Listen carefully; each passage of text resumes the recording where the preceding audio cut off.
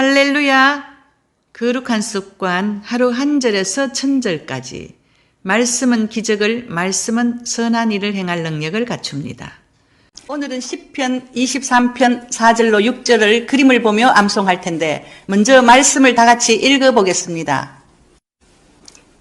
4절, 내가 사망의 음침한 골짜기로 다닐지라도 해를 두려워하지 않을 것은 주께서 나와 함께 하심이라. 주의 지팡이와 막대기가 나를 안위하시나이다. 5절, 주께서 내 원수의 목전에서 내게 상을 차려주시고 기름으로 내 머리에 부으셨으니 내 잔이 넘치나이다. 6절, 내 평생의 선하심과 인자하심이 반드시 나를 따르리니 내가 여호와의 집에 영원히 살리로다. 목자라는 말에는 여호와께서 이스라엘 백성들을 선한 목자가 양을 치듯 정성껏 돌보며 기르셨다는 의미입니다. 하나님의 자녀된 저와 여러분에게도 하나님께서 선한 목자가 되어주시기를 기뻐하십니다. 시편 23편 4절은 내가 사망의 음침한 골짜기로 다닐지라도, 다윗이 극심한 고통 속에서 죽게 될 지경에 처했던 적도 말씀을 말하고 있습니다.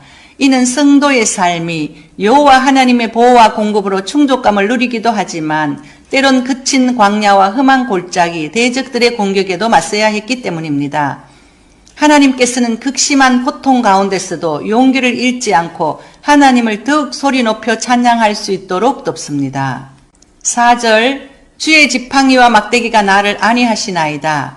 주의 지팡이와 막대기는 목자가 양을 맹수들로부터 지키듯이 험한 세상 가운데 하나님께서 그 백성을 대신해 대적들과 싸우시며 실제적인 삶의 필요를 채워주심을 말합니다. 마치 양떼들을 위해 목숨을 걸고 싸우는 목자와 같이 위험과 어려움으로부터 건지시고 위로하신다는 사실을 나타내는 것입니다.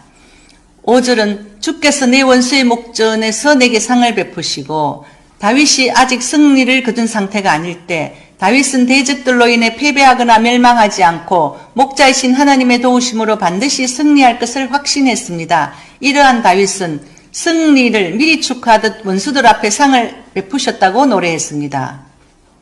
5절, 기름으로 내 머리에 바르셨으니 내 잔이 넘치나이다. 기름으로 내 머리에 바르셨으니라는 말은 여호와께서 다윗을 매우 존귀하게 하셨음을 의미합니다. 자신을 괴롭게 했던 사울의 왕위를 넘겨받았을 뿐 아니라 이스라엘을 괴롭히던 블레셋, 암못, 모압 등을 완전히 제압하였습니다. 또 이스라엘 주변의 열국으로부터 조공을 받으며 그 명성이 온 땅에 미칠 만큼 축복과 명성을 받았습니다. 다윗은 하나님이 베푸신 축복으로 자신의 잔이 넘치고 있다고 말하고 있습니다. 6절, 나의 평생의 선하심과 인자하심이 정녕 나를 따르리니, 다윗은 평생에 하나님의 선하심과 인자하심이 멈춰지는 날이 없이 자신을 따를 것임을 찬양합니다. 다윗이 고백하고 있는 것은 하나님의 선하심과 인자하심이 미래에도 자기와 함께할 것이라는 것입니다. 6절, 내가 여호와의 집에 영원히 거하리로다. 여호와의 집은 1차적으로 당시 예루살렘에 옮겨진 하나님의 언약궤를 둔 성막을 가리킵니다.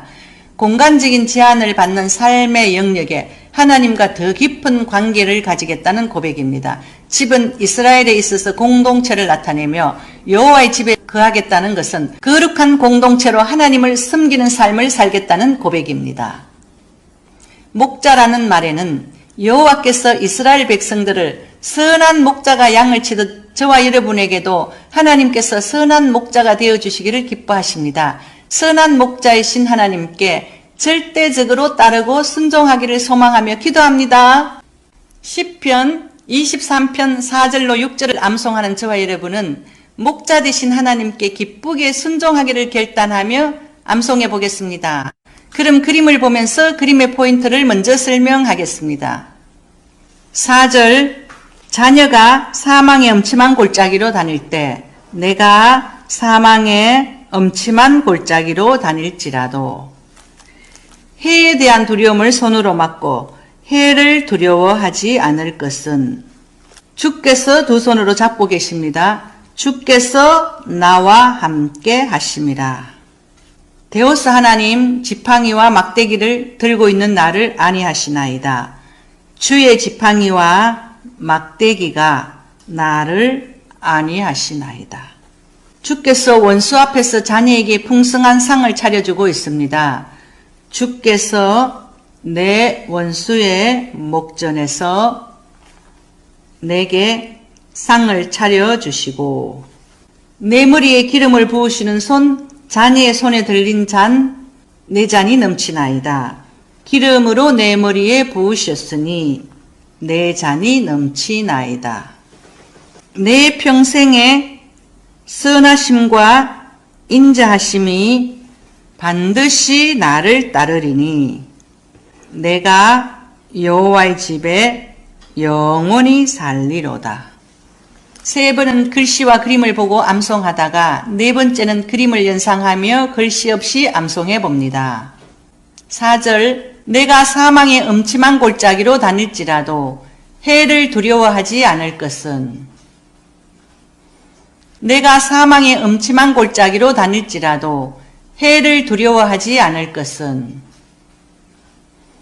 내가 사망의 음침한 골짜기로 다닐지라도 해를 두려워하지 않을 것은 내가 사망의 음침한 골짜기로 다닐지라도 해를 두려워하지 않을 것은 주께서 나와 함께 하심이라. 주의 지팡이와 막대기가 나를 안위하시나이다. 주께서 나와 함께 하심이라. 주의 지팡이와 막대기가 나를 안위하시나이다. 주께서 나와 함께 하심이라. 주의 지팡이와 막대기가 나를 안위하시나이다. 주께서 나와 함께 하심이라. 주의 지팡이와 막대기가 나를 안위하시나이다. 5절 주께서 내 원수의 목전에서 내게 상을 차려주시고 기름을 내 머리에 부으셨으니 내 잔이 넘치나이다. 주께서 내 원수의 목전에서 내게 상을 차려주시고 기름을 내 머리에 부으셨으니 내 잔이 넘치나이다. 주께서 내 원수의 목전에서 내게 상을 차려주시고 기름을 내 머리에 부으셨으니 내 잔이 넘치나이다. 주께서 내 원수의 목전에서 내게 상을 차려주시고 기름을 내 머리에 부으셨으니 내 잔이 넘치나이다. 6절 내 평생의 선하심과 인자하심이 반드시 나를 따르리니 내가 여호와의 집에 영원히 살리로다. 내 평생의 선하심과 인자하심이 반드시 나를 따르리니 내가 여호와의 집에 영원히 살리로다. 내 평생의 선하심과 인자하심이 반드시 나를 따르리니 내가 여호와의 집에 영원히 살리로다. 내 평생의 선하심과 인자하심이 반드시 나를 따르리니 내가 여호와의 집에 영원히 살리로다. 이제 전체 그림을 보고 같이 암송해 보시겠습니다. 내가 사망의 음침한 골짜기로 다닐지라도 해를 두려워하지 않을 것은 주께서 나와 함께 하심이라. 주의 지팡이와 막대기가 나를 안위하시나이다. 주께서 내 원수의 목전에서 내게 상을 차려주시고 기름을 내 머리에 부으셨으니 내 잔이 넘치나이다. 내 평생의 선하심과 인자하심이 반드시 나를 따르리니 내가 여호와의 집에 영원히 살리로다. 이제 마무리로 전체 구절을 같이 암송해 보시겠습니다. 4절 내가 사망의 음침한 골짜기로 다닐지라도 해를 두려워하지 않을 것은 주께서 나와 함께 하심이라. 주의 지팡이와 막대기가 나를 안위하시나이다. 5절 주께서 내 원수의 목전에서 내게 상을 차려주시고 기름을 내 머리에 부으셨으니 내 잔이 넘치나이다. 내 평생의 선하심과 인자하심이 반드시 나를 따르리니 내가 여호와의 집에 영원히 살리로다. 오늘은 이 말씀에 따른 기억에 남는 상담 사례를 말씀드리려고 합니다. 어떤 청년부 회장이 한 번은 저를 찾아왔습니다. 그 청년부 회장은 목사님, 제가 하고 있는 일이 잘하고 있는지 못하고 있는지 목사님 점검 좀 해주세요. 이렇게 말하면서 자리에 앉으면서 저에게 상담을 부탁했습니다. 그래서 내가 왜 그러냐고 물어봤더니 작년에 청년부 회장으로 뽑혀서 1년 동안 전념해서 교회에 충성을 좀 하고 싶어서 청년부 회장을 맡았답니다. 그래서 청년부 회장을 맡아서 그 교회가 마침 교회 건축도 있고 청년부들도 많이 몰려들 때라서 일이 굉장히 바빴답니다. 신방도 가야 되고 청년들 모아서 행사도 해야 되고 성경 공부도 해야 되고 교회 리모델링과 건축을 해야 되기 때문에 1년 동안 올인하면서 청년부를 섬겼습니다. 그럴 때 청년들이 너는 아버지가 보내주는 돈으로 고시 공부를 하면서 공부는 하나도 안 하고 어떻게 교회 일만 하느냐고 빈정대기도 하고 목사님에게 따지기도 하고 그랬습니다. 그런데 이 청년은 1년은 내가 아버지께 말씀드려서 봉사하겠다고 굳은 결심을 하고 1년 동안 정말 충성하고 봉사했습니다. 그런데 1년 후에 청년부 회장을 뽑았는데 그 청년부 회장이 짐이 너무 무겁다고 그 청년부 회장직을 감당하지 못하겠다고 다른 교회로 옮겨가 버렸습니다. 그래서 청년들이 회장을 뽑을 생각을 안 하고 뽑을 때까지 작년에 청년부 회장이 다시 회장하라 이렇게 말들을 해서 어쩔 수 없이 청년부 회장을 하고 있는데 청년부 회장을 다시 뽑지 않고 할 사람도 없어서 시간을 끌고 있었어요. 그랬더니 청년들이 50%는 따라오고 50%는 너가 왜 공부해야지 청년부 회장만 하고 있느냐고 빈정거리기 시작했답니다. 그래서 이거 청년부 회장을 그만둘 수도 없고 그렇다고 공부는 해야 되고 정말 난감한 지경에 빠졌답니다. 그래서 그 청년이 목사님 제가 지금 청년부를 그만두고 이제 공부에 전념해야 되는데 그래도 되겠습니까?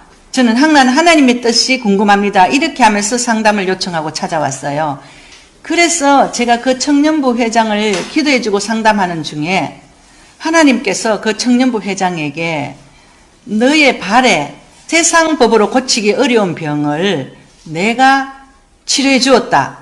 너가 교회에 들어오면서 나가면서 꼴을 얻고 하나님께서 그 청년에게 기도해 주는데 요한복음 10장 9절 말씀에 내가 문이니 누구든지 나로 말미암아 들어가면 구원을 얻고 또는 들어가며 나오며 꼴을 얻으리라 이 말씀을 해주셨습니다. 그래서 그 청년이 너가 하나님의 집에 들어갔다 나왔다 하면서 1년 봉사하는 동안에 또 나머지 기간에 봉사하는 동안에 그 발에 불치병을 고쳐주셨다고 하나님 말씀하셨다고 하니까 그 청년이 정말 제가 몇 년 전에 발에 불치병 같은 사마귀가 있었는데 병원에서 치료를 받아도 오래 받아야 되고 뭐 하여튼 차갑게 해서 치료받는 건데 돈도 들고 까마득히 잊어버리고 있었습니다. 이렇게 말했어요. 그러면서 하나님께서 치료를 안 받으면 불치병으로 갈 수 있는 걸 하나님께서 너가 나에게 충성하느라고 봉사하고 헌신하느라고 교회에 들어갔다 나왔다 하는 동안에 꼴을 얻는다는 것은 너 발을 내가 다 치료해 줬다라고 말씀하셨습니다. 그러자 그 청년이 맞습니다. 제가 그 치료를 받다가 중단하고 지금까지 받지 않았는데 이제 하나님께서 치료해 주시는 기간이었군요 하면서 매우 감격하며 그 다음에 제가 소식을 들어보니 청년부 회장이 다시금 뽑아져서 그 청년은 공부에 열중해서 시험 준비를 했다고 했습니다. 감사합니다. 치유와 기도 응답의 최고인 말씀 암송을 사랑해요. 샬롬.